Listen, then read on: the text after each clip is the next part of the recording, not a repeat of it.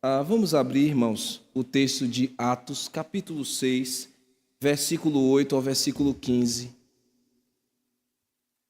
Atos, capítulo 6, versículo 8 ao versículo 15 será o objeto da nossa exposição essa manhã.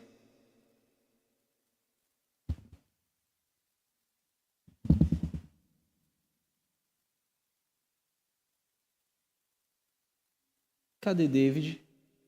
David está aí? Ô, David, por favor, você pode pegar aquele microfone para mim, que eu uso sempre? Acho que vai ser melhor, porque eu me movimento às vezes, aí sai um pouco da posição e aí, às vezes interfere na transmissão quem está acompanhando. Obrigado. Enquanto vocês abrem o texto de Atos, capítulo 6, versículo 8 ao versículo 15. Esse está aqui dentro, viu, meu filho, dessa caixa aqui.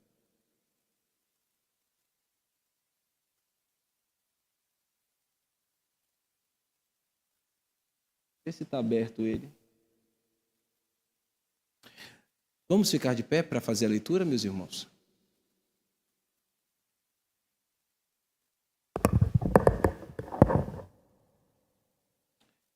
O texto da palavra de Deus nos diz assim: Estevão, cheio de graça e poder, fazia prodígios e grandes sinais entre o povo.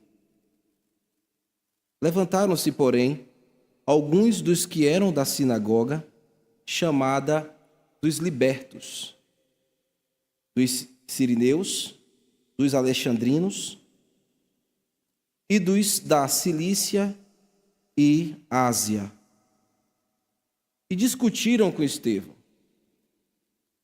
E não podiam resistir à sabedoria e ao espírito pelo qual ele falava. Então subornaram homens e disseram: Temos ouvido este homem proferir blasfêmias contra Moisés e contra Deus.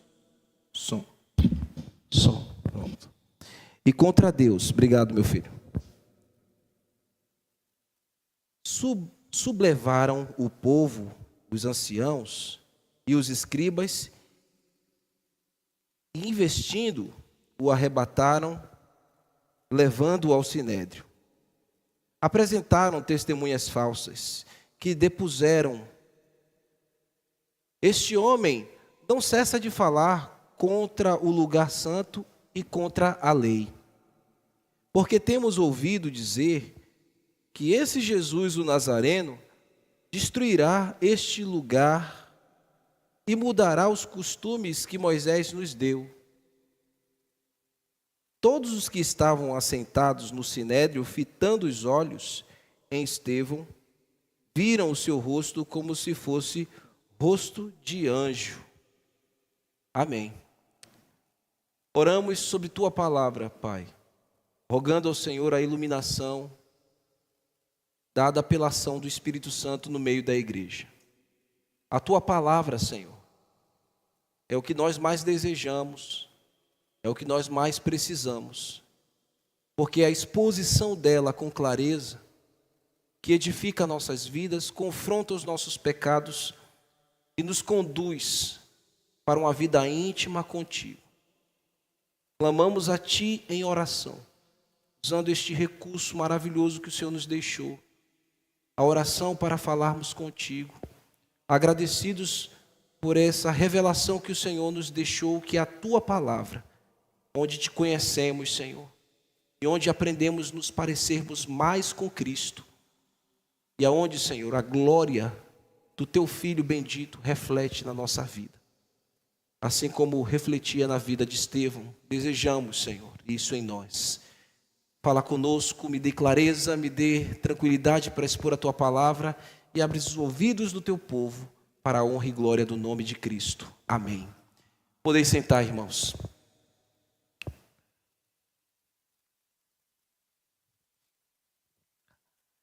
Como eu tenho feito com os irmãos, a gente tem dividido as exposições de Atos em blocos, em cenas, para que fique mais didático e mais claro aos irmãos. Na mensagem passada, nós nos deparamos com a eleição dos oficiais da igreja e, na verdade, a ordenação dos oficiais da igreja e com todas as vênias, como eu havia falado no sermão passado. Nós batistas compreendemos que ali já é o embrião e muitos também afirmam que ali já é o diaconato que está sendo levantado no meio da igreja. E vimos que homens com credenciais espirituais e morais estavam agora liderando a igreja do Senhor, e é necessário que homens que lideram a casa de Deus possuam o caráter, possuam esses elementos de um homem cheio do Espírito Santo, de sabedoria, de boa reputação. A ordem foi boa reputação, cheios do Espírito Santo e com sabedoria. Aqueles 7 homens possuíam essas características, e eu expliquei ali rapidamente sobre Estevão, sobre Filipe, sobre Nicanor, sobre Parmenas, sobre o outro, me fugiu a memória aqui, Prócoro, obrigado, Timão. Eu também mencionei muito sobre o Nicolau, falei das credenciais dele e também das possibilidades dele ter sido um homem que fosse aquele que havia fundado uma seita chamada a seita dos Nicolaitas, que Jesus Cristo repreendeu o comportamento daquela seita, porque era uma seita que, além de tantas coisas, era muito mística, era muito que misturava muitas culturas religiosas pagãs, uma mistura de um evangelho híbrido, onde para eles as pessoas poderiam levar uma vida de lassidão sexual, podiam ter relações com quem quisesse, a vida sexual era para eles a satisfação, e não importava com quem fosse, aonde fosse. Participavam de cultos também, cultos dedicados a ídolos, onde eles comiam as comidas consagradas a ídolos, e também tinham uma vida, tinham relacionamentos com prostitutas cultuais ou prostitutos cultuais. Enfim, nós mencionamos isso, mas eu passei muito rapidamente sobre esse personagem Estevão. E no sermão de hoje, eu chamei esse sermão de um homem cheio de fé e do Espírito Santo. Estevão, um homem cheio de fé e do Espírito Santo. É a primeira cena que nós vemos aqui na exposição desta manhã, que eu também já intitulei a mensagem, porque vai girar em torno desse personagem, e nós iremos observar aqui o que Lucas nos relata nesta cena e nas cenas que se seguem. Vejam comigo o verso 8. O verso 8, a primeira palavra que aparece aqui é um nome próprio, que é o nome Estevão. Então, este homem, Lucas já havia mencionado no parágrafo anterior, como eu havia dito para os irmãos, apontando que ele foi eleito como um dos oficiais da igreja de Jerusalém. E quando o escritor sagrado foi se referir a este homem, que possuía aquelas credenciais que eu havia dito para os irmãos, guiado pelo Espírito Santo, Lucas deixou claro que Estevão era um homem cheio de fé. Ele já tinha aquelas credenciais de um homem de boa reputação, cheio de Espírito Santo e de sabedoria, mas Lucas, quando começou a escrever, que colocou o nome de Estevão na frente, não para dizer que ele era o melhor do que os outros irmãos, mas porque o seu testemunho teve uma relevância e um impacto muito grande no meio da igreja. Então é por isso que ele encabeça aqui, encabeçou a lista dos 7 ali. Não significasse que aqueles outros homens também não fossem homens levantados por Deus, porque a gente viu que de fato foram. Mas Lucas, quando pensou em Estevão, ele pensou de uma maneira diferente, porque este homem testemunhou até a sua morte que era um verdadeiro cristão. E ele lá disse que ele era um homem cheio de fé e um homem cheio do Espírito Santo. No versículo 5 a gente viu isso. A fé que este homem possuía, que Estevão possuía, era uma fé arrebatadora. E nós temos que também absorver esse tipo de fé. Uma fé que nos arrebate deste mundo. Embora os nossos pés estejam ainda firmados aqui. Nós precisamos viver mais o mundo da fé do que o mundo carnal. Nós precisamos ter uma fé arrebatadora, irmãos. Não é uma fé que gira em torno do lógico. Tem essa expressão, a fé também comunica a razão. Ela nos leva, a gente não tem uma fé que é um devaneio. Mas a nossa fé não é como o mundo diz que tem. A nossa fé tem que ser arrebatadora e ela tem que nos levar para Deus. A nossa fé tem que sempre nos ligar ao Senhor. Em todos os momentos da nossa vida, inclusive nos momentos mais difíceis que a gente atravessa. Porque a gente passa por momentos extremos, de extrema tensão, de extremo estresse. E nessa hora a fé ela vai agir, ela vai trabalhar e ela vai nos levar para perto de Deus. Como eu tenho dito, este homem tinha uma fé arrebatadora. Que Deus nos dê fé arrebatadora, meus irmãos. Porque quando temos esta fé, nós nos sentimos seguros em tudo que nós cremos, em tudo que nós aprendemos. E diante até das acusações, nós nos sentimos seguros em Cristo Jesus. Como este homem tem. A fé não nos deixa ter medo. A fé não nos deixa recuar. A fé nos impele a avançar. Mesmo que isso custe a nossa própria vida. Porque a fé aponta sempre o propósito divino. E o homem e a mulher de Deus que tem uma fé arrebatadora no seu coração, ele vai fazer a leitura dos fatos. Ele vai entender que Deus está conduzindo todas as coisas, mesmo na tempestade. Deus está conduzindo a história como Ele escreveu de maneira perfeita. E o homem de fé se sente seguro mesmo nas ondas mais revoltas da vida.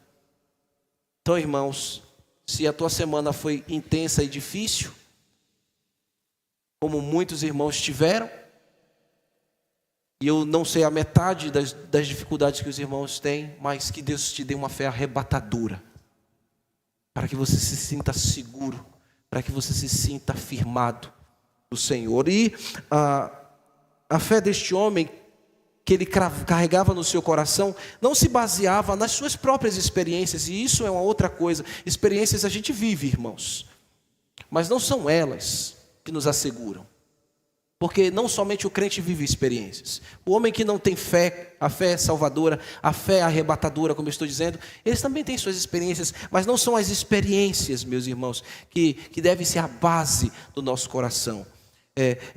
A fé de Estevão estava fundamentada nas doutrinas que ele conhecia.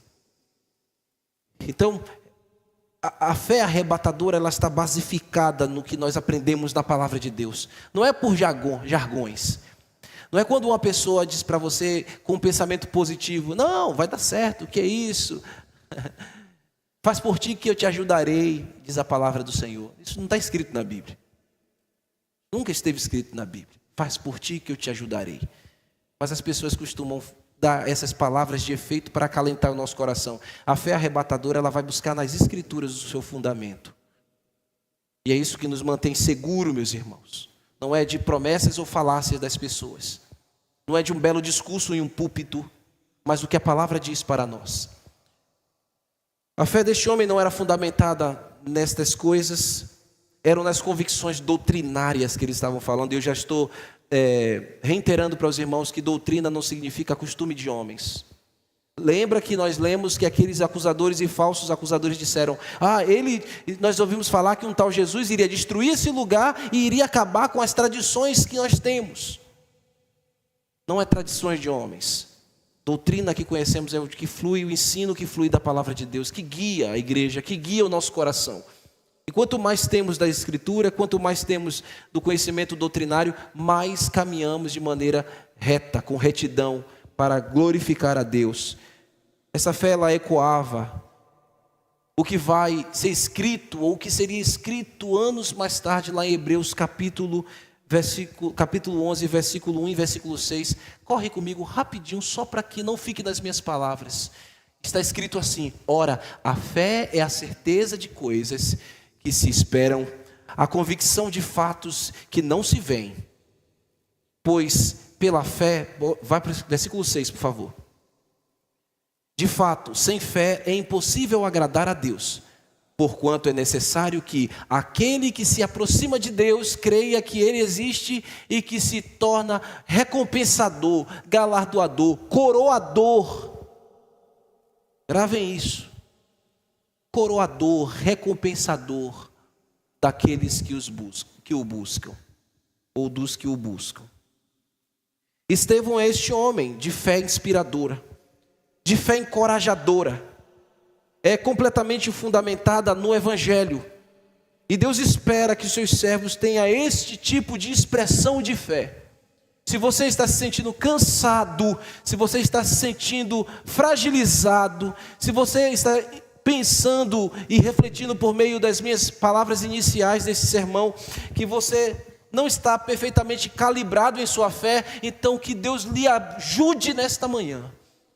Lhe ajude nesta hora e você seja recalibrado, não nas suas emoções, não pelas suas experiências, mas pelo fundamento da palavra que vai levar você a ter uma fé arrebatadora, a ter uma fé deste tipo aqui, que é inspiradora, que é encorajadora e que está baseada no Evangelho, conhecer o verdadeiro Evangelho de Cristo. Que não é o que eu penso, que não é o que eu digo que é, mas o que a palavra disse que é.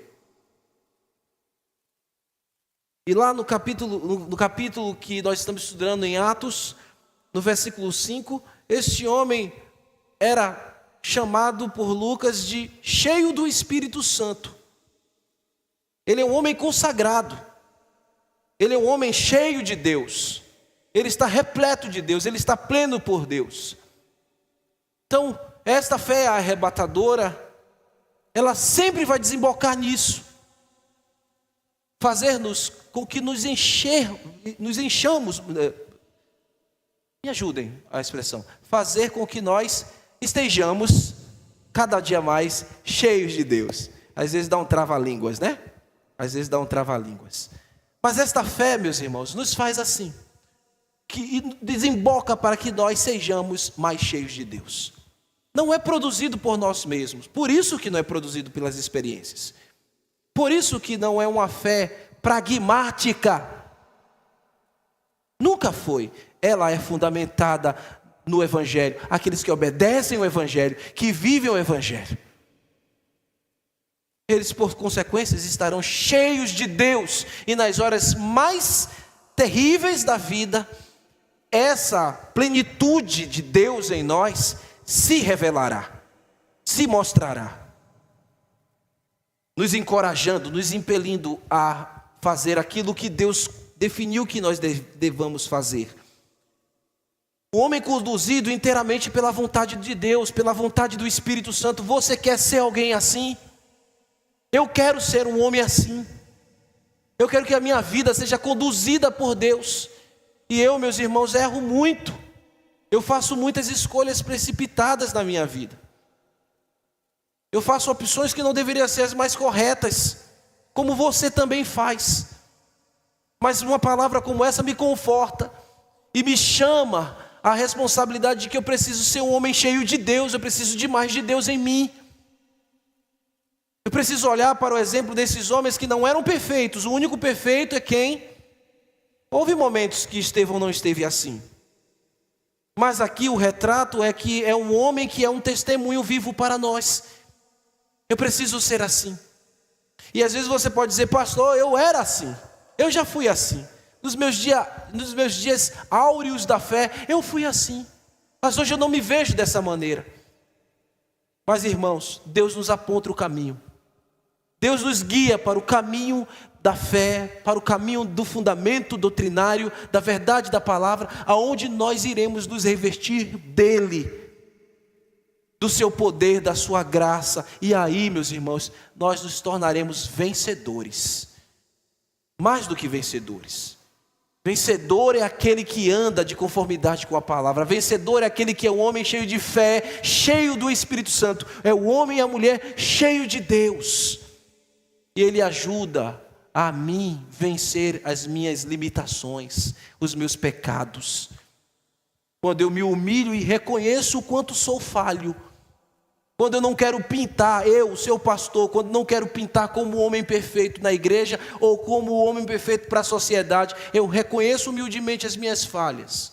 É assim que todo crente deve ser. E eu me consolo nessa esperança em testemunhos como homens de Deus, como Estevão, homem cheio do Espírito Santo, homem cheio de fé. Console-se também, irmãos, nisso. E ao mesmo tempo é uma chamada à própria responsabilidade de ser um crente verdadeiro, de ser um crente dedicado a Jesus, de ser um crente dedicado a Jesus que vencerá os seus próprios pecados pela ação do Espírito Santo em nós. Esses homens vão falar aquilo que Davi um dia disse: ainda que eu andasse pelo vale da sombra da morte, não temerei mal algum, porque tu estás comigo. Estevão vai caminhar pelo vale da sombra da morte, e ele realmente vai morrer. Mas ele não teve medo, porque ele tinha esse discurso de Davi: tu estás comigo, a tua vara, o teu cajado me consolam. O Senhor é quem prepara uma mesa perante mim na presença dos meus inimigos. Lembra daquela expressão do domingo à noite em Romanos, que Deus vindica o seu servo? Deus sempre mostra que o seu servo, o homem de Deus, a mulher de Deus, está do lado da verdade. E irmãos, é bom estar do lado da verdade. E estar do lado da verdade, mesmo que em muitos casos hajam exposições, é o lado certo de se estar. É o lado onde Cristo é glorificado. E logo nas próximas mensagens, nós vamos perceber com mais claridade o quanto esse homem é corajoso. O quanto esse homem é destemido da morte. Nós veremos o quanto ele é cheio de Deus, da maneira como ele vai expor as evidências do Antigo Testamento que sempre apontaram para Jesus, o seu Salvador. Mas antes de chegarmos lá em próximas mensagens, deixe-me falar um pouco mais para vocês a respeito deste irmão. O início desse sermão é meio que biográfico, apontando a história desse homem, mas não glorificando Estevão, glorificando a quem ele sempre serviu. O nome Estevão vem da palavra grega Stéfanos. Stéfanos significa coroa. Lembra do texto de Hebreus? Ele é o coroador daqueles que o buscam. O nome Estevão ou Estéfanos significa coroa ou aquele que é coroado. Aquele que é vencedor. Porque a coroação era dada a quem lutava, a quem participava de algum tipo de evento e saía campeão. Significa coroa ou honra recompensatória. Aquele que foi coroado com honra, coroado com a recompensa.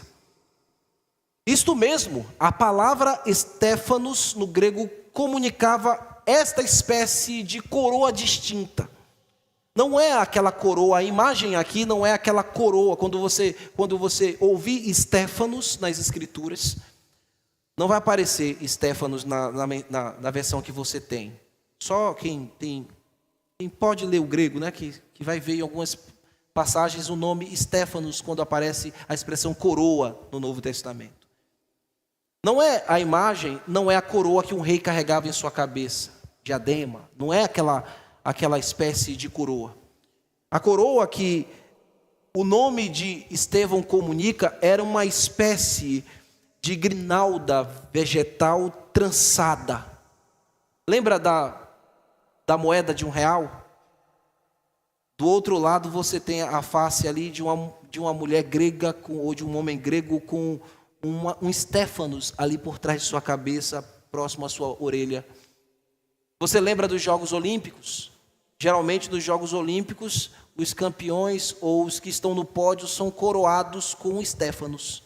Aquela imagem é a imagem que representa o nome de Estevão e que comunica isso, um guerreiro vitorioso, um desportista vitorioso. A Bíblia nos chama de guerreiros, irmãos. Guerreiros vitoriosos. Guerreiros que serão recompensados. A Bíblia também toma emprestado o exemplo do desportista para dizer que nós somos também campeões, que nós seremos coroados por Deus.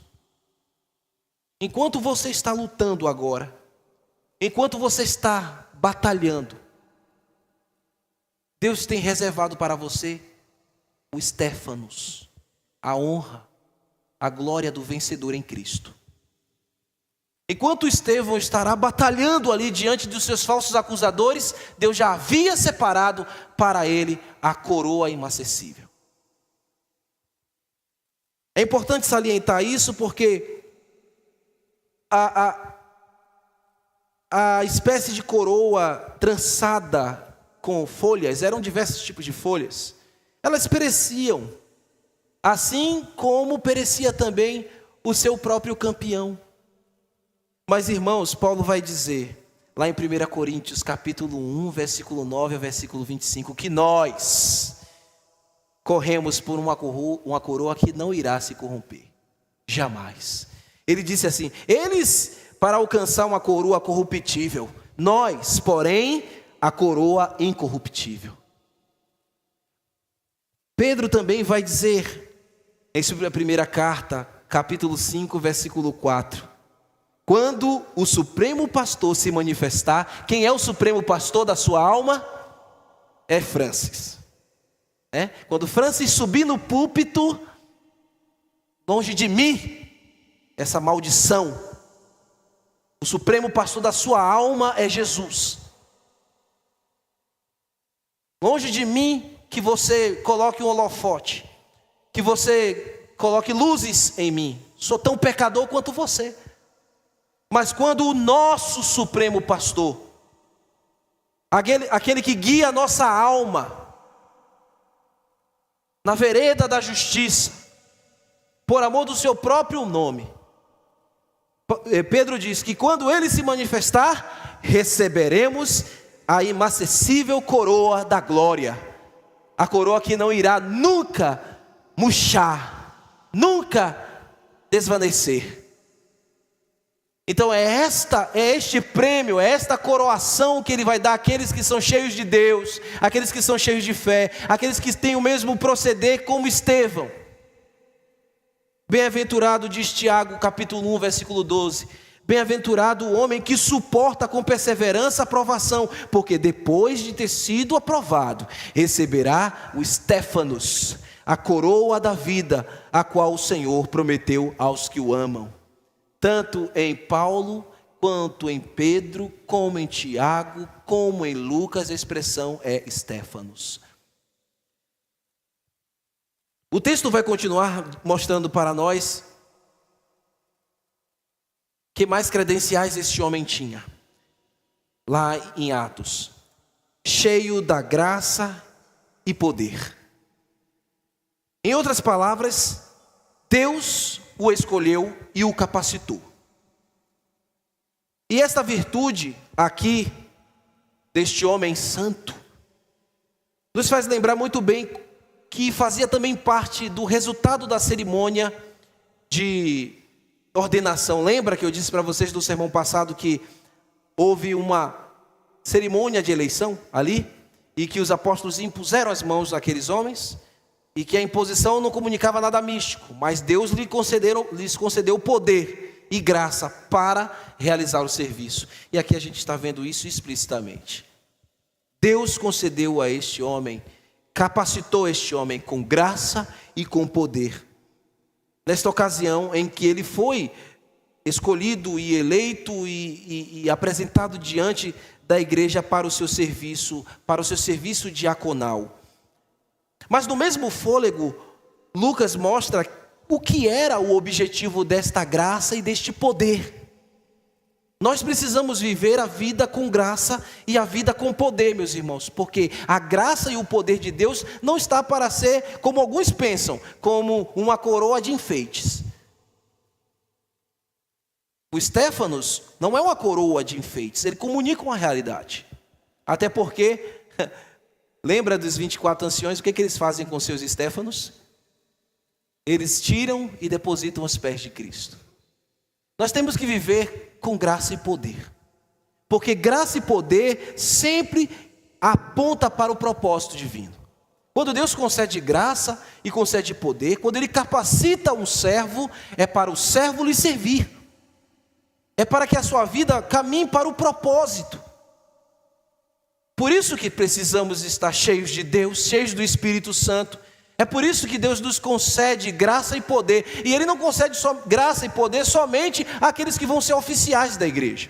Isso é um ponto que precisa ficar claro em nós. Não é somente aos diáconos ou ao pastor da igreja. Ele dispensa graça e poder a todos que Ele quer usar no seu serviço.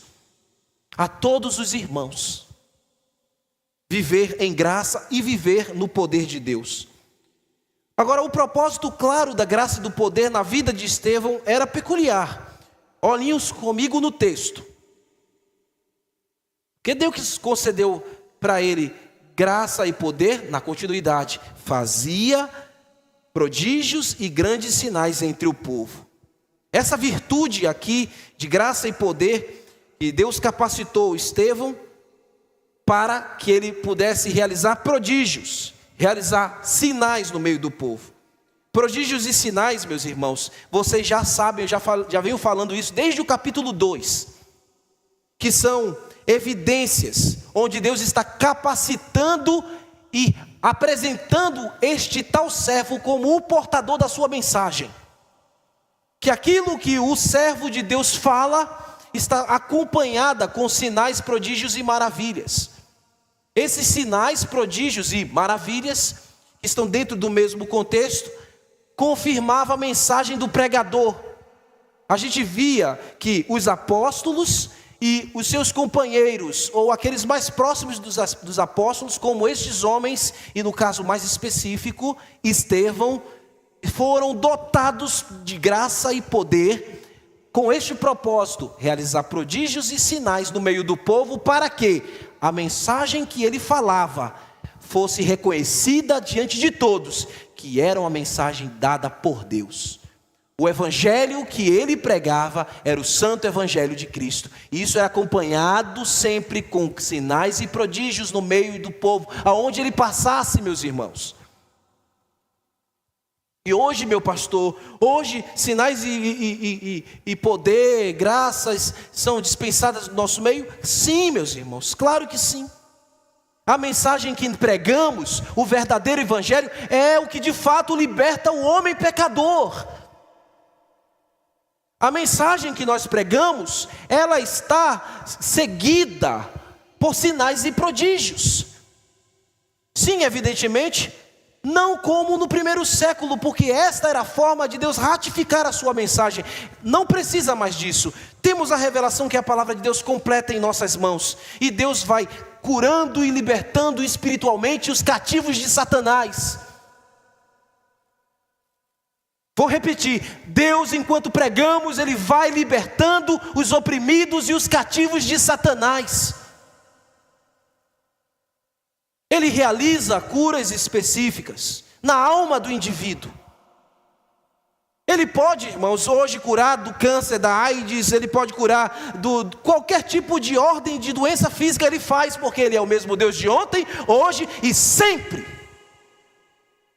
Mas nós sabemos que Ele age todos os dias do nosso meio, pela exposição da sua palavra. Agora mesmo Ele está operando isso no nosso meio. Agora mesmo, agora, nesse exato momento, Ele está fazendo sinais e prodígios enquanto o seu servo prega. Não porque eu sou melhor, mas é porque eu estou falando a sua palavra. Eu sou o portador da sua mensagem.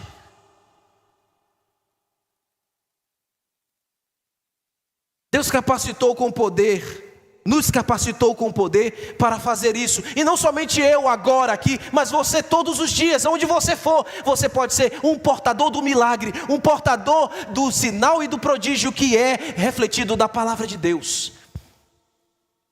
Essa igreja, ela vai crescer se nós pregarmos o evangelho. E o resultado do crescimento é Deus libertando os algemados por Satanás. Deus os libertando das suas depressões. A palavra é que liberta o homem da depressão, verdadeiramente. É Deus libertando esses homens da sua consciência pesada, da autocomiseração. Nós não somos libertos por pagar nenhum tipo de penitência, por cumprir nenhum ritual religioso. Nós não somos libertos se a gente der uma oferta. A gente não é liberto se nós caminharmos de joelhos esse campo inteiro. Não somos libertos por isso. Somos libertos pelo que Cristo fez, e a sua palavra nos revela isso, pelo que Ele fez na cruz. Então Deus nos capacitou, e quem é capacitado por Deus não vive uma vida natural, não vive uma vida comum, vive uma vida cheia do poder de Deus, cheia da graça de Deus, guiado pelo Espírito do Senhor. Você quer ter uma vida assim? Você quer ter esse testemunho? Eu desejo ter esse testemunho. Eu quero ser assim. E muito menos não é pelo que você fala. O maior milagre é quando Deus salva o pecador.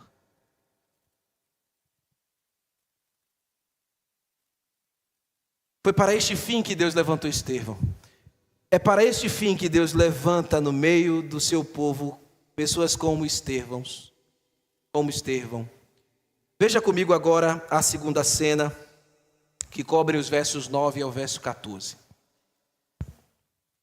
Esse enredo aqui vai nos mostrar Estevão testemunhando a verdade do evangelho nas sinagogas, os judaizantes se levantando contra a pregação de Estevão e conduzindo-o até o sinédrio, e ali os falsos acusadores, com seus falsos depoimentos, vão lançar uma acusação grave diante do sinédrio contra o nosso irmão. Eu intitulei essa cena de "A verdade sempre prevalece num mundo de oposições e mentiras". A verdade sempre prevalece num mundo de oposições e mentiras. A gente sempre vai ter oposições, irmãos, dentro da igreja, fora da igreja. Infelizmente, entre algumas pessoas que convivem conosco, a gente vai ter que lidar com as suas próprias mentiras, a mentira do mundo. Deus nos concede graça e a verdade sempre prevalece. Vejamos como essa cena se desdobra. Versículo 9. Levantaram-se, porém, alguns dos que eram da sinagoga, chamados dos libertos, dos sirineus, dos alexandrinos e dos da Cilícia e Ásia, e discutiam com Estevão. Meus irmãos, a prática mais comum que os apóstolos tinham, e que os seus seguidores, os discípulos mais próximos dos apóstolos, ou os seus companheiros, tinham primeiro proclamar o evangelho nas sinagogas. Paulo sempre fazia isso. Os apóstolos sempre faziam isso. Eles sempre iam na sinagoga e proclamavam o evangelho de Cristo. E há um consenso, e Estevão está fazendo da mesma maneira. E há um consenso entre os estudiosos da palavra de Deus, que aqui não se trata apenas de uma sinagoga. Se trata pelo menos de 3 sinagogas aqui. Sinagogas que eram frequentadas por judeus helenistas. Como Estevão também era um judeu helenista, ele provavelmente tinha trânsito livre entre essas sinagogas. Lembram que os 7 eram helenistas, e o Nicolau ainda muito mais, não é? Eram judeus helenistas, e o Nicolau ainda era um gentio que se converteu ao judaísmo e depois se converteu ao cristianismo. Lembram disso no sermão passado? Então, os irmãos devem lembrar muito bem que os helenistas eram aqueles judeus que saíram da diáspora e voltavam sempre a Jerusalém em momentos específicos. E eles sempre iam a Jerusalém para dedicar no templo. E o termo sinagoga aqui, do grego sinagogue, foi designado, ou é designado esse termo, para um lugar muito específico onde reuniam esses esses judeus. Vou usar a expressão crentes porque associa muito ao cristianismo, né? Mas nem todos ali eram. Esses homens que iam a um certo lugar, um salão, onde eles se reuniam para ler a Torá, que era os mandamentos, que é ler os profetas e fazerem orações. Eles sempre se reuniam com este propósito. E é bem provável, meus irmãos, que essas 3 sinagogas fossem divididas mais ou menos assim. Você vê lá o nome dos libertos, não é isso? Esses libertos aqui eram antigos escravos que foram capturados por um homem chamado Pompeu no ano 63 a.C. E esses escravos, eles, depois que o Império Romano foi estabelecido, e ali dominando toda a Judéia, dominando todo o território de Israel, esses homens foram libertos. Foram libertos e por isso eles eram chamados na comunidade de os libertos. Então, eram homens que foram capturados, depois foram libertos, e era uma comunidade que se reuniam e eram homens que eram helenistas, porque eles se dispersaram, depois foram capturados e depois libertos, e eles se reuniam em uma sinagoga para fazer isso, estudarem os mandamentos, estudarem os profetas e fazerem orações. A segunda sinagoga era formada aí pelos homens de Cirene, era uma cidade localizada no norte da África. E vocês devem lembrar de um homem no Evangelho chamado de Simão o Cirineu. Lembra? Quem foi Simão Cirineu no Evangelho? Isso, aquele que carregou a cruz de Jesus. Alguns comentaristas compreendem que ele também participava dessa comunidade, onde reunia prosélitos, onde reunia homens desta parte da África que estavam vivendo lá em Jerusalém, se reuniam, ou estavam de passagem, se reuniam sempre nessa sinagoga com o mesmo objetivo. E também nessa mesma sinagoga também era composta pelos sirineus e também pelos alexandrinos, que era outra cidade que também ficava situada na África, e uma cidade muito importante. Então essas 2 sinagogas aí, essa cidade de Alexandrina era muito, tinha uma expressão muito grande na história, ela ficava ali muito próximo do rio Nilo, era uma cidade muito próspera. A terceira sinagoga aqui, que eu estou dizendo para vocês, seria formado pelos que habitavam a região da Cilícia e Ásia. A Ásia aqui é a Ásia Menor. Então, a Ásia Menor, que também compreendia a Cilícia, hoje forma o que chamamos e conhecemos de Turquia. Aquela região toda da Turquia que abarcava toda a Ásia Menor e Cilícia. Mas por que eu estou também destacando a Cilícia? Quero destacar a Cilícia, porque na região da Cilícia, que eram regiões do Império Romano, na região da Cilícia tinha uma cidade, Tarso. E quem é que veio de Tarso? Paulo. Por isso que no final do capítulo 7, na morte de Estevão, você vai ver ele segurando as roupas daqueles que apedrejavam o nosso irmão aqui, Estevão. Então não está nada à toa. O historiador não coloca nada com pontas soltas. Mas eu estava dizendo para os irmãos que eles discutiam, o texto diz, esses homens dessas sinagogas, aonde Estevão passava e pregava o evangelho, o que acontecia? Embate. Esses homens discutiam com Estevão, mas discutiam por quê? Porque eles não podiam suportar. Veja aí o que o texto vai nos dizer. O verso seguinte: não podiam resistir à sabedoria e ao espírito pelo qual ele falava.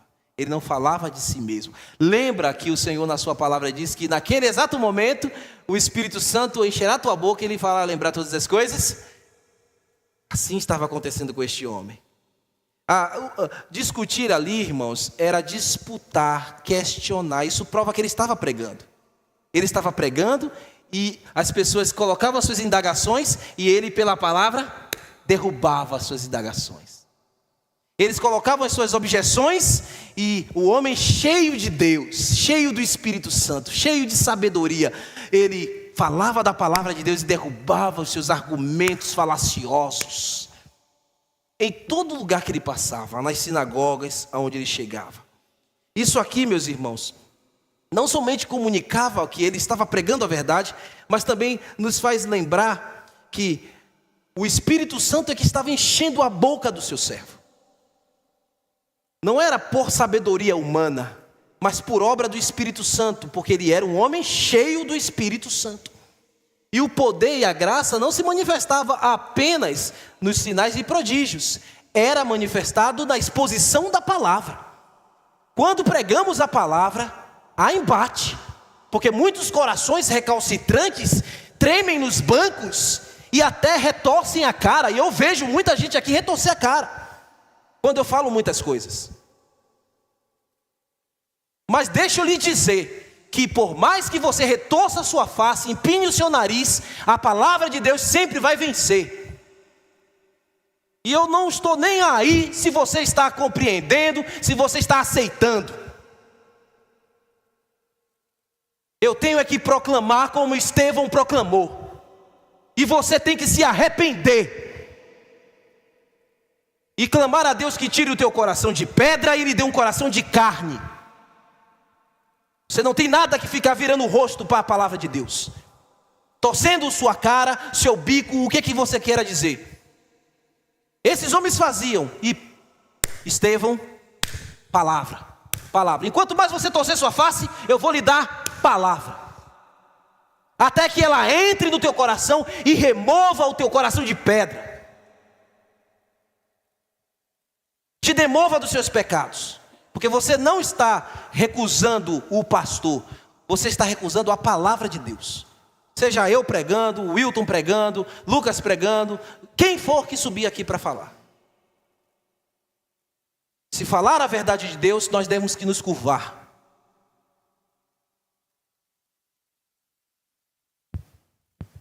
Quando eu vou viajar para o meu mestrado, vou em São Paulo, vou passar alguns dias lá e vou voltar no final de semana do dia 22. Nesse dia eu não vou pregar porque eu não vou ter tempo de preparar o sermão para vocês. Eu não posso chegar aqui e falar qualquer coisa. Eu não posso chegar em casa e fazer um rabisco para chegar aqui e cumprir o meu papel. E ser negligente. Vai ter irmãos que eu já comuniquei que vai pregar, mas eu vou estar na igreja, eu vou estar aqui curvado à palavra de Deus que eles vão pregar. Eu vou ouvir a exortação que os meus irmãos vão trazer. Porque nessa hora eu vou estar sentado como vocês, ouvinte da palavra e desejando ser praticante. Que Deus os use com poder. Então não estou aqui para medir se eles pregam bonito, se eles pregam feio.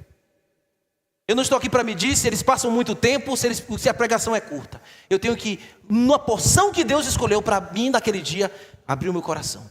Se vai ser 1 hora de pregação, como eu costumo pregar aqui para vocês, às vezes eu passo até de 1 hora, mas é a porção que Deus escolheu para a nossa vida nesse dia. E eu preciso me curvar, porque senão nem saia de casa, nem venha para aqui, não adianta. Eu não quero bancos cheios e corações de pedra, nem Deus quer isso. Primeiro é Deus que não quer. Muito menos eu. Podemos ser até uma igreja num quantitativo menor. Isso não significa que é uma igreja fraca. Desde quando há irmãos de coração de carne, a começar do pastor, que são escravos da palavra de Deus. Então Estevão está pregando, a objeção está chegando e a palavra está derrubando. Eu lembro muito aqui o que Pedro disse na sua primeira carta, lá no capítulo 3, abra comigo, capítulo 3, por favor, de 1 Pedro, capítulo 15, versículo 16. Isso aqui é importante, irmãos, eu trazer essa referência aqui, porque Estevão sabe o que estava falando, e ele tinha argumentos para derrubar as objeções. Lá Pedro diz assim: antes santificai a Cristo como Senhor em vosso coração, estando sempre preparados para responder a todo aquele que vos pedir razão da esperança que há em vós, fazendo, todavia, com mansidão e temor, com boa consciência, de modo que, aquilo em que falam contra vós, outros, fiquem envergonhados os que difamam o vosso bom procedimento em Cristo. Nós precisamos conhecer porque quando estamos debatendo. Por isso que tem escola bíblica e vai recomeçar hoje, viu? Para você aprender, ter fundamento para você poder rebater. É por isso que pregamos expositivamente, para você poder olhar o texto como o autor está explicando, está colocando. Evidentemente, nenhum pregador expositivo vai exaurir o texto, mas a gente não foge do contexto. A gente não cria ideias. Nenhum pregador, você vai ouvir essa pregação que eu estou fazendo aqui de outro pregador, e ele vai ter uma perspectiva, mas o escopo é o mesmo. O caminho é o mesmo. Que a gente não procura inventar, a gente procura extrair a exegese, tirar do texto o que o autor queria falar. Então eu preciso saber, eu preciso estudar. É belo quando o irmão domina o que está falando. É belo quando um testemunha de Jeová chega na tua porta domingo de manhã, que já está errado ele te achar lá domingo de manhã. Né? Você devia estar na igreja. Mas se ele bate na tua porta e te acha domingo de manhã em casa, assistindo Globo Esporte ou alguma coisa dessa aí, você convide ele para entrar. Dê um cafezinho para ele, trate ele muito bem. Afinal é uma alma que não conhece a verdade. Agora você, depois de se envergonhar, dele ter te surpreendido em casa, ensine a verdade para ele. Mas para isso você tem que saber, você tem que dominar. Porque quando ele colocar suas objeções, você pela palavra vai ter que derrubar. Senão, quando você olhar pelo olho mágico, não finja que você não está em casa, não. Diga de lá mesmo, não for lhe receber, não. Porque você não está capacitado para poder argumentar. Mas se você tiver, abra a porta e convide para entrar. E isso é no seu trabalho. O seu amigo pagão, o seu amigo agnóstico, o seu amigo que é ascético, o seu amigo que não acredita em nada, que é um ateu. Então você precisa saber, você precisa ter categorias, como Estevão tinha, não era do nada, irmãos, tinha fundamento. Então, se eu não venho para a igreja com o coração disposto para aprender, como é que pelo menos na igreja eu vou ter a oportunidade de aprender? Se eu venho para a igreja endurecido. Enquanto a palavra de Deus está falando, eu estou relutando com o meu coração. Deus tenha misericórdia das nossas almas. A imagem aqui é que Estevão está pregando, os argumentos estão chegando. E eles estão caindo à luz da doutrina. Eu não disse que ele era um homem que a fé estava baseada na doutrina? Se de fato conhecemos o que Cristo fez em nós, ouçam bem. Se de fato conhecemos o que Cristo fez em nós, e a obra maravilhosa de Deus revelada na cruz, então pregaremos o Evangelho e pregaremos com poder. O poder da pregação de Estevão não estava na sua retórica. Não sei se vocês sabiam, mas o apóstolo Paulo não era um bom retórico. Ele era um homem formidável, conhecedor, cheio de coisas, mas alguns diziam que ele era fraco nas palavras.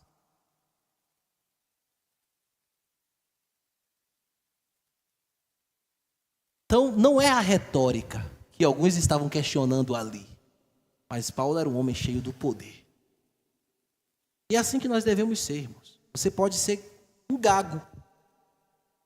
Você pode não ter tido muita instrução natural. São coisas da vida. Mas você não pode ser um ignorante espiritual. Você não pode ser um crente que não domina as Escrituras. Você não pode ser um crente que não lê a Bíblia. Você não pode ser um crente que passa o ano e não lê um livro inteiro da Bíblia. Está tendo a oportunidade de ler a Bíblia sequencialmente na igreja. Talvez tenha sido um escape para muitos aqui. Viu? O cara diz, não, pastor, eu leio livros da Bíblia o ano inteiro, porque a gente transmite aqui para você ler quando você vem todo domingo. Mas se você é um crente que não lê a Bíblia, você nunca vai ter argumento santo. E se você não lê também bons livros, não que os bons livros teólogos sejam melhores que a Bíblia, não são, mas você tem essas ferramentas. E se você não lê, você não investe nisso, não compra um livro fininho, da tripinha do meu dedo, para ler, reconsidere seus conceitos. Reconsidere seus valores espirituais. Veja quanto que você não está tratando bem o seu desenvolvimento cristão. Nós temos que ler a Bíblia, ler as Escrituras e olhar para o texto com um olhar aguçado. E ler bons livros também. Isso vai nos dar poder para falar na hora certa. Vamos em frente, meus irmãos. Na hora do embate, como não podiam vencê-los pelo Espírito Santo que enchia a sua boca, o que eles fizeram? Vamos inventar uma fraude aqui. Então, no mundo de mentiras, no mundo de pessoas que se colocam contra a palavra de Deus, eles sempre vão tentar nos fazer calar com fraudes. Mas a verdade vence a fraude. Vamos lá ao verso 11. Então subornaram homens e disseram: temos ouvido este homem proferir blasfêmia contra Moisés e contra Deus. A cena aqui é que o quadro idêntico do que fizeram com Jesus. Lembra com o que fizeram com Jesus? Levantaram falsas testemunhas. Existem muitas coisas similares aqui com Estevão que remetem a Jesus. E no final ele vai ver. Oh meu Deus, ele vai dizer: eu vejo o céu aberto e o Filho do Homem de pé à direita de Deus. Isso é muito emocionante. Quem tem o coração cheio de Deus sempre anda com Cristo. E no final da vida natural se encontra com Ele.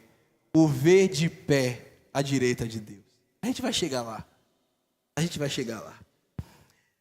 Mas, irmãos, eles diziam a mesma coisa, que Jesus estava blasfemando. Eles estavam falando a mesma coisa que aconteceu com Jesus. Eles estavam fazendo a mesma cena que aconteceu com Jesus lá no Sinédrio, quando Jesus foi condenado falsamente. E naquela ocasião, eles retrucavam, eles mentiam dizendo que Jesus disse que iria destruir o templo e que iria construir o templo de Jerusalém em 3 dias. Isso era impossível. Um homem não faz uma construção de um templo em 3 dias. Ah, mas ele era Deus, meu pastor. Mas ele não estava falando do templo, ele disse que estava falando do seu próprio corpo.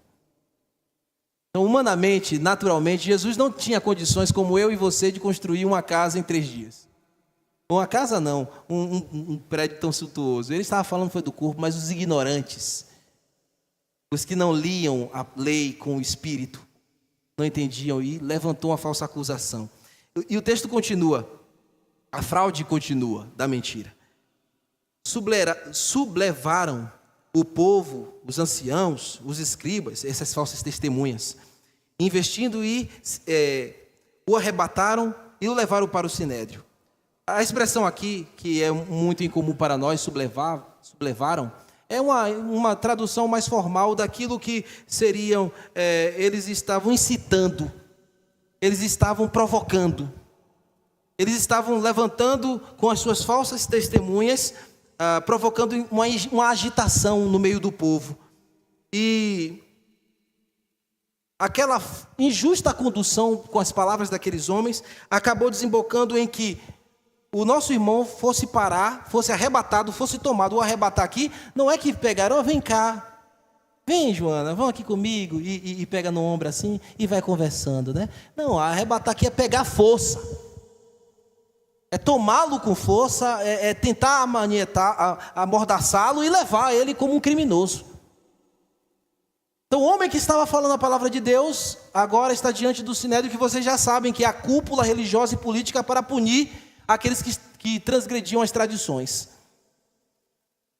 Lembram que João e Pedro estiveram lá, os apóstolos já estiveram lá e agora Estevão está lá. E o intento era sempre de quê? Lembram o que sempre aqueles homens aspiravam ou inspiravam fazer com aqueles homens? Os apóstolos? Matá-los. E aqui é a mesma coisa. É o mesmo sentimento.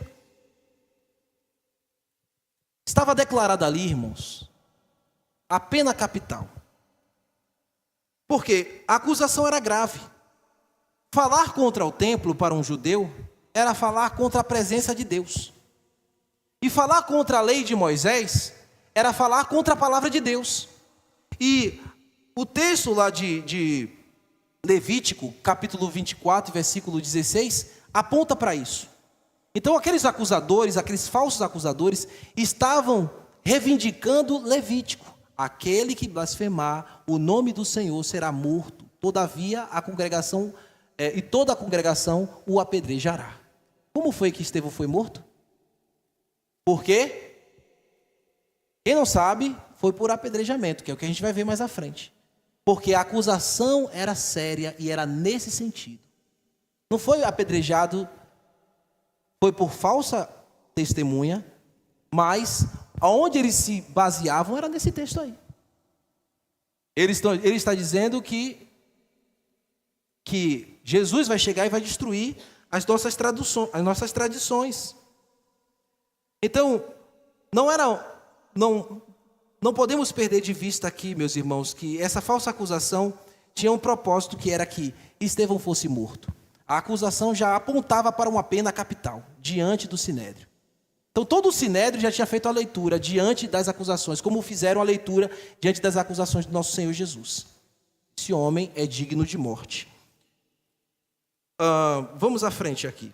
Veja, vamos abrir João, deixa eu mostrar para vocês aqui, João capítulo 2, versículo 19 a versículo 27. Capítulo 21, versículo 19 a versículo 21. Jesus lhes respondeu: destruir... sim. Eu vou ler aqui, viu? Que vocês colocaram aí. Vou ler na NVT.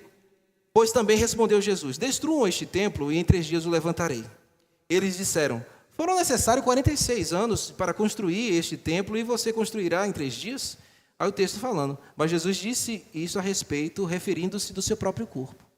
Ele não estava falando de maneira aleatória. Ele tinha a intenção de falar que ele iria morrer, iria ressuscitar para redimir o pecador. Então vocês já estão percebendo aqui que a acusação era séria. Só que esses homens, meus irmãos, preferiam, por causa da mentira, da falsidade, por causa de todo o imbróglio que eles estavam fazendo, eles preferiram ficar do lado das sombras. A mensagem de Estevão era sempre apontando que Jesus Cristo era o motivo e a razão de tudo que o Velho Testamento dizia. Estevão estava pregando sempre a verdade a respeito de Cristo. Só que os homens, os falsos, sempre procuram estar nas sombras. Lembram que a lei era apenas sombra? Estevão estava no que era verdadeiro. Aquilo que a sombra que a lei apontava. Mas esses homens aqui preferiam estar nas sombras. Para nós aqui, irmãos, é um ponto importante que nós não devemos viver nas sombras não, viu? Que às vezes as sombras, elas escondem as nossas más intenções. Muitas vezes. As nossas incompreensões, as nossas más interpretações. A mentira que eles formularam aqui. Isso vai ficar cada vez mais claro para nós quando chegarmos no capítulo 7 e vemos as verdades que este Estevão estava falando. Mas o problema aqui é que os religiosos estavam beatificando tudo, Wilton. Eles beatificavam o templo, beatificavam as estruturas cerimoniais, e tudo para eles era sagrado, santo, e comunicavam meio de graça. E na verdade não era assim, tudo sempre apontava para Cristo. Tudo não passava de sombra, que apontava para o verdadeiro, para o perfeito. Mas eles preferiram ficar nas sombras. E o problema nosso também, no nosso tempo, é querer ficar nas sombras. É quando a gente vai beatificando as coisas. É quando a gente vai beatificar um templo, quando a gente vai beatificar um púlpito ou um cargo. Quando a gente começa a dizer que isso aqui é santo. Isso aqui comunica a graça. E quando alguém vai mexer nessas estruturas que essas pessoas beatificaram, então elas se levantam e vão caluniar, formulam mentiras, formulam perseguições, porque estão nas sombras, vivem nas sombras das tradições dos homens, da tradição de um batistão, seja qual for a denominação. Mas nós temos que estar no perfeito. Nós não devemos beatificar as coisas, não devemos beatificar bens, não devemos beatificar títulos, não devemos beatificar o marido, a mulher, o filho. Não devemos tornar essas coisas como um meio de graça. Essas coisas estão aí e devem funcionar como objetos da mão de Deus. E devem apontar sempre para Cristo. Teu casamento tem que apontar para Jesus. O teu relacionamento com a tua mulher, com o teu marido, com teus filhos, o filho com o pai. A obediência que deve ao pai deve apontar para Cristo e sua palavra. Quem prega deve apontar para Cristo. O talento que você tem para servir tem que apontar para Cristo. As estruturas que nós temos, tudo que Deus tem nos dado, tem que apontar para Jesus. Senão não vale nada a pena de nada disso. Senão estaremos debaixo das sombras. E quem fica debaixo das sombras sempre vai incorrer para a mentira, sempre vai incorrer para o engano, sempre vai incorrer, irmãos, para qualquer tipo de incitação. As estruturas que são beatificadas precisam ser removidas. E Deus concede graça para que elas sejam removidas. E Deus levantou Estevão para falar. Eles haviam santificado o que não deveria, ou tornado meio de graça aquilo que não deveria, ou da forma como não deveria. Mas eles preferiam estar nas sombras. Cuidado para que você não fique nas sombras. Cuidado para que você não fique aí beatificando as coisas. Cuidado para que a mentira não seja um caminho para a sua vida. Porque lembre, o pai da mentira tem um nome, é quem? O diabo. Ele nunca se firmou na verdade.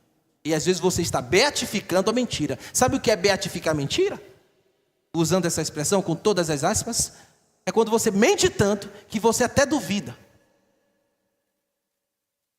da tua própria mentira. Ela virou uma rotina na sua vida, um cara tão mentiroso, uma mulher tão mentirosa, que até você está se enganando, se embolando com suas próprias mentiras. Será que foi isso mesmo? Então cuidado. A mentira deste mundo existe, mas ela não deve ser participada por nós. A verdade, ela sempre vai prevalecer. Jesus disse que Ele é o caminho, a verdade e a vida. E se nós estamos no Pai, se nós estamos nele, nós devemos andar na verdade. Porque a verdade sempre vai prevalecer no mundo de mentiras.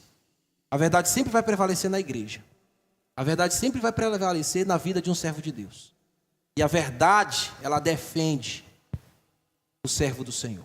A gente não inventa uma história, uma mentira para poder encobrir uma coisa, uma situação ou outras pessoas. A gente tem que sempre falar a verdade.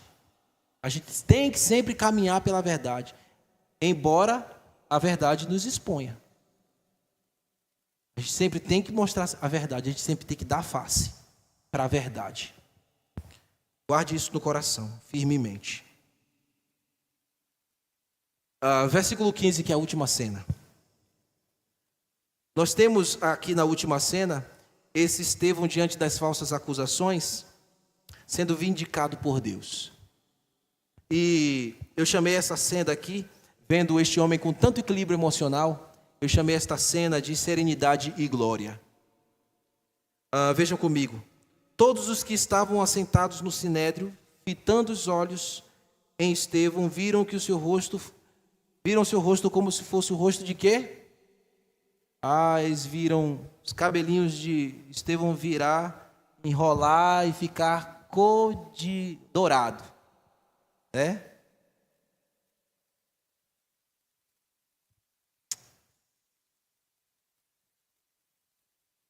Ele está em um momento de muita pressão, irmãos, aqui.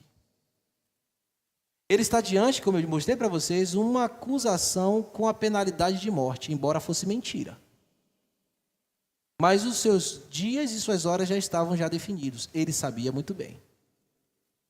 E como é que este homem consegue ter serenidade aqui? Esse rosto de anjo comunica essa ideia. Esse rosto como de um anjo comunica essa tranquilidade. O seu semblante não é preocupado. O seu semblante não está oprimido, opresso. Ele sabe muito bem o que está para acontecer à frente. A acusação está nos olhares. Estevão não é menino. Como eu disse, quando eu olho a audiência aqui, eu sei. A gente vê na face dos irmãos. Ninguém é menino. E ele estava olhando a face daqueles homens e sabia muito bem que o decreto já tinha sido chancelado, mas ele sabia ao mesmo tempo que Deus estava conduzindo todas as coisas. Por isso havia serenidade e equilíbrio. Por isso, enquanto o sinédrio mostrava repulsa, mostrava violência mortal, esse homem está tranquilo diante do sinédrio, diante daquelas falsas acusações, não está intimidado, a sua face não transmite opressão, preocupação, o seu rosto resplandece. Resplandeceu mesmo, irmãos. Isso impactou aqueles homens naquela hora.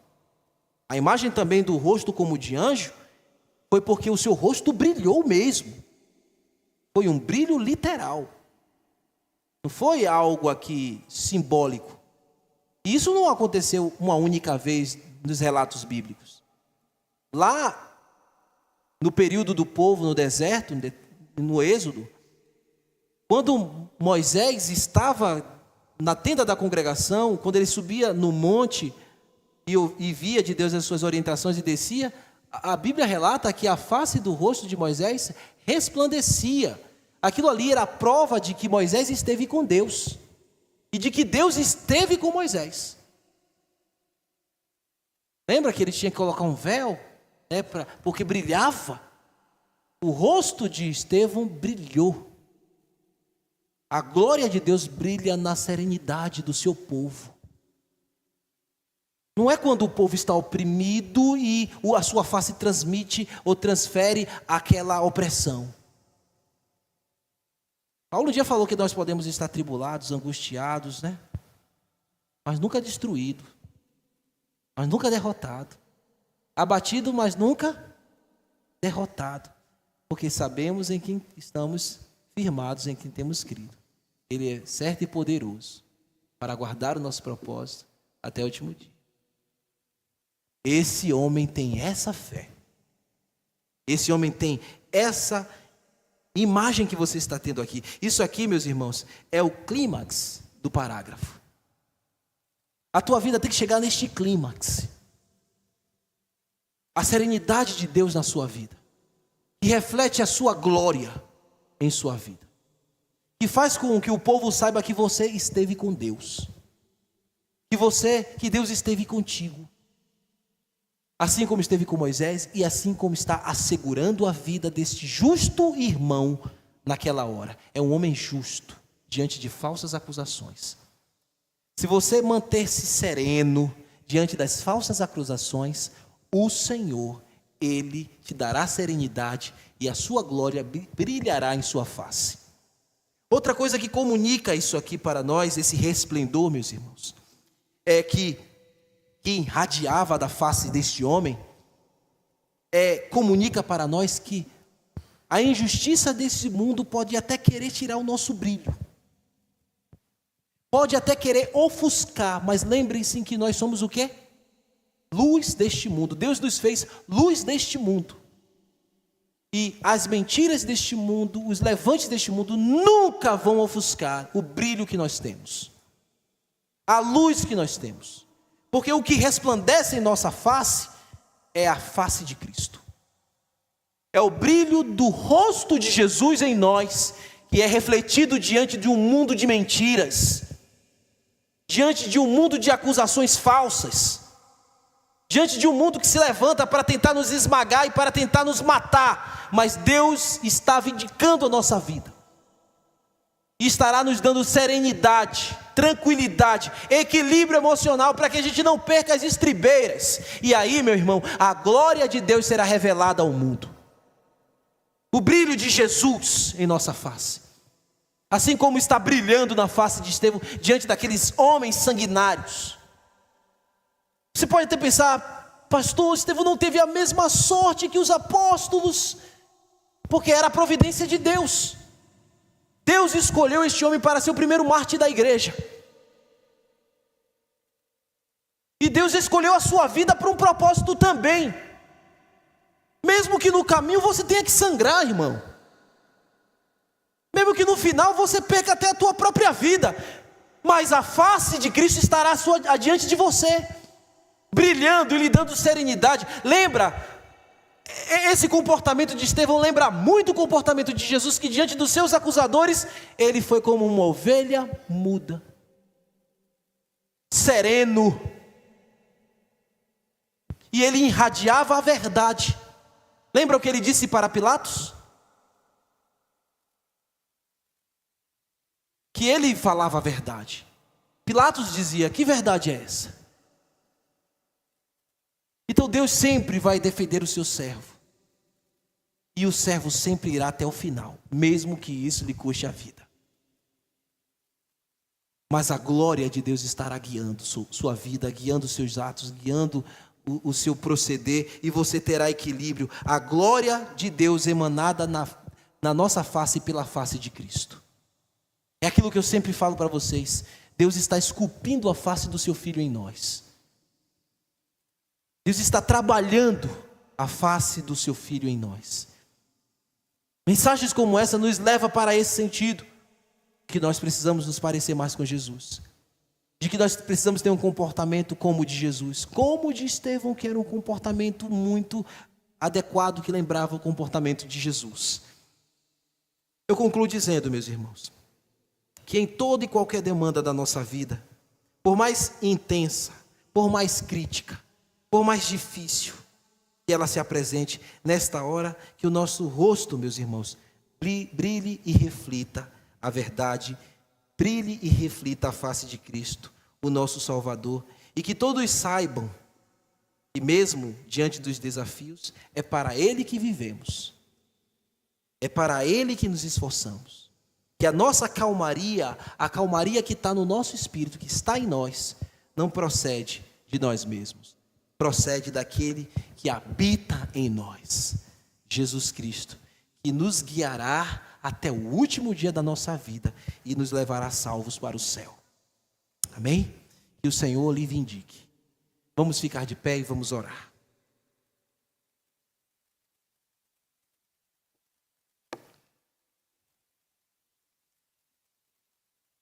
Obrigado, Senhor, por esse testemunho de fé, de um homem cheio do Espírito Santo, de um homem capacitado pelo Espírito Santo, com poder, sinais e prodígios. E obrigado porque esse testemunho nos aponta também o exemplo de Jesus e nos chama, Senhor, a ter uma vida distinta. Ajuda-nos, Senhor, em nossas fraquezas. Ajuda-nos nos momentos do desespero a termos a face de Cristo, a glória do Senhor brilhar em nossa vida. E nós vencermos pela verdade em um mundo de mentiras, de opressão e de levantes contra a Tua verdade. Que o Senhor possa nos vindicar, que o Senhor possa nos assegurar. Que todos possam ver que estamos contigo, que o Senhor está conosco. E o nome de Jesus seja glorificado. Aplique, Senhor, esta palavra no coração da igreja, nos edificando para a glória do Teu Filho bendito, que amamos e servimos, o Senhor Jesus. Amém.